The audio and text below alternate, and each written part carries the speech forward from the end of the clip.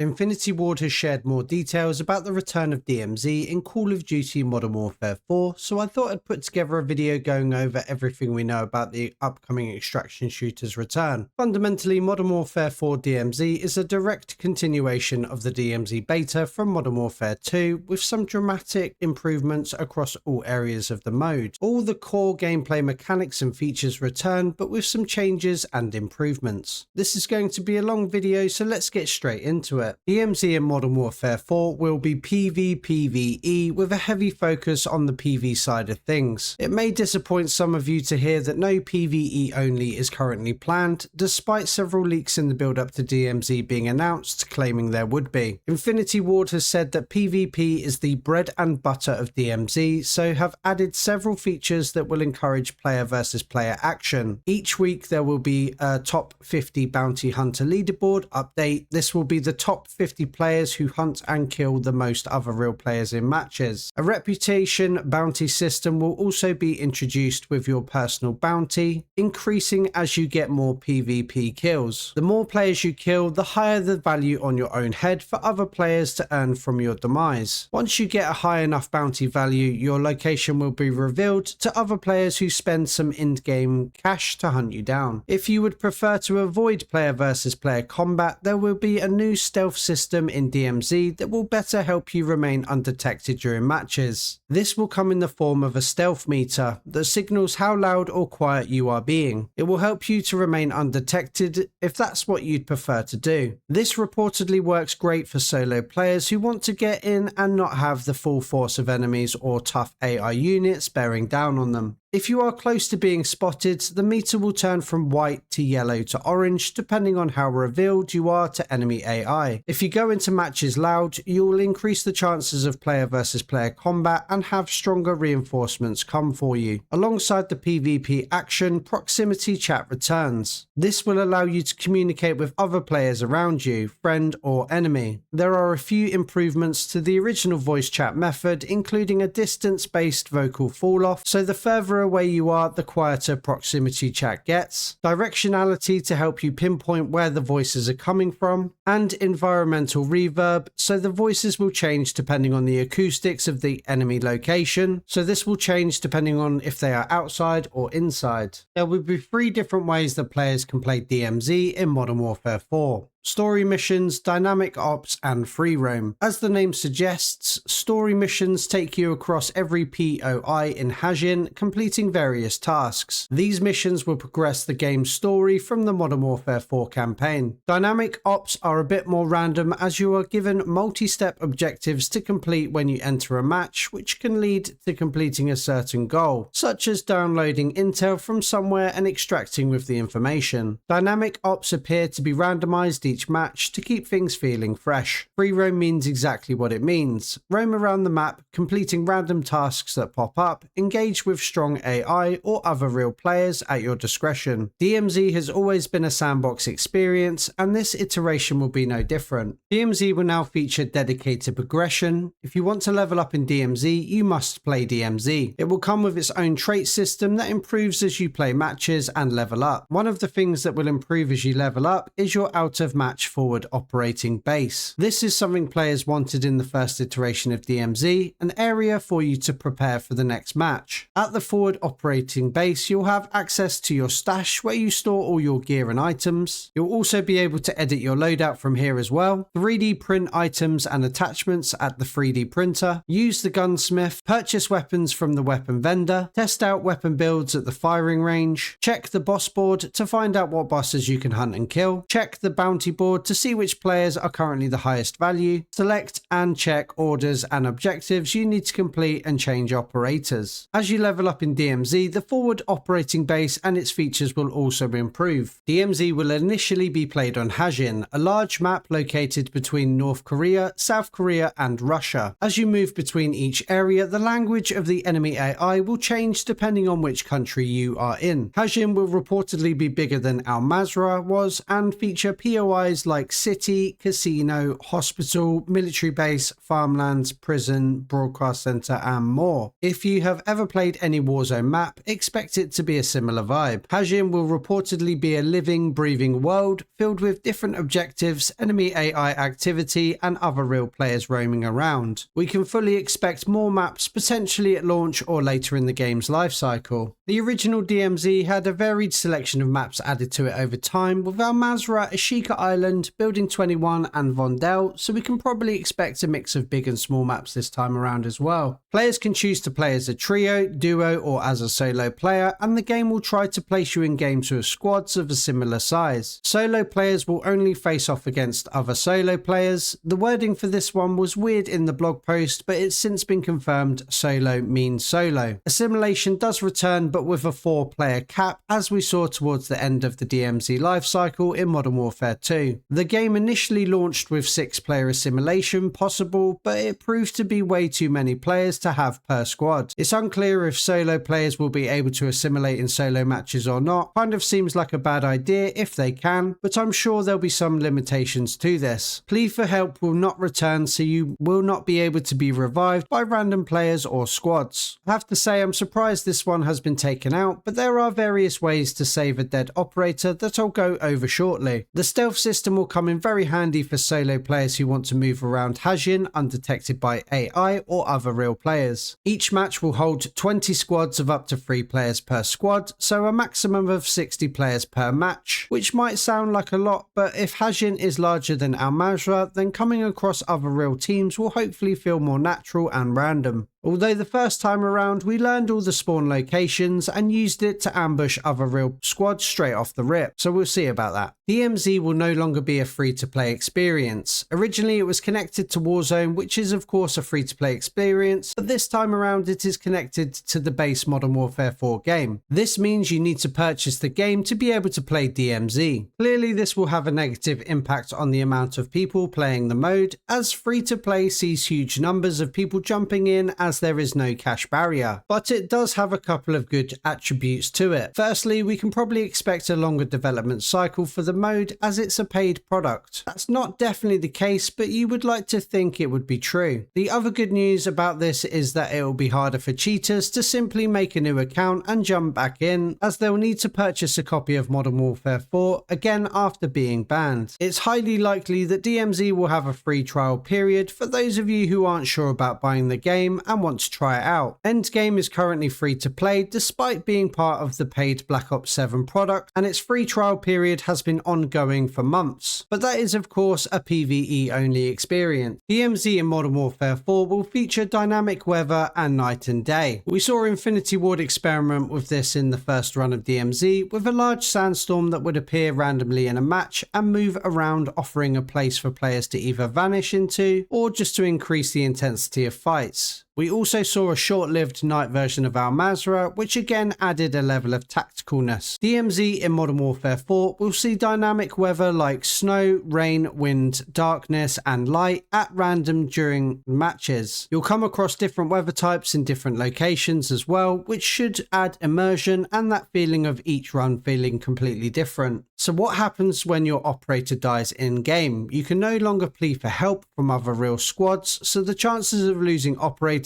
has gone up. But there is a new system called the MIA recovery system that allows you to revive dead operators at your forward operating base after matches by using in-game cash. The higher the level of the operator, the more cash you must fork out to revive them. But this will be a good way to salvage any lost traits, gear and anything else you had on you. We'll have more details on this and everything else we've discussed soon. Okay, so that covers all the main aspects and changes coming to DMZ on October 23rd. There are a few other smaller pieces of information I'll go over now. There will be an in-game currency system that will allow you to buy gear, weapons, and revive lost operators. This will likely be earned by selling items, completing missions, and hunting down bounty targets, amongst other things. Certain lootable weapons will be damaged, with some components damaged beyond use. You'll be able to extract and repair these weapons weapons in the forward operating base. There will be no hard wipes during DMZ in Modern Warfare 4, so at no point will you have all your hard work wiped like we did during the original run. Exfilling has slightly changed. Instead of calling in a chopper, you'll now exfil via the skyhook system. Downed players can be dragged, so if you have gone down out in the open and are taking fire, you can be dragged or drag allies to safety before initiating the revive. There will be lootable recipes for crafting items like night vision goggles, ballistic vests, backpacks and more. And that is nearly everything we know about DMZ in Modern Warfare 4 so far. I'm incredibly excited for the return of DMZ and I can't wait to get hands on with it later this year. The plan for my channel is to bang out as many news, guides and live streams as I can for the mode, so if you are planning on sinking yourself into it, make sure you are subscribed to my channel as I'll be dedicating my entire time to it when it comes out. A lot of this stuff sounds great, but honestly we'll need to wait and see how the mode plays out. There are some drastic improvements from the first iteration of DMZ and it appears Infinity Ward has listened to a lot of the feedback players had with it originally, which is nice. Although I am very much looking forward to the PvP action, I do wonder if turning their backs on the PvE side of the Call of Duty community might be a mistake, but the solo mode with the new stealth system might be the answer to those guys. I look forward to playing DMZ and producing content for it. I hope to see you out there in Hajin in October. As always, thanks for watching and have a great day.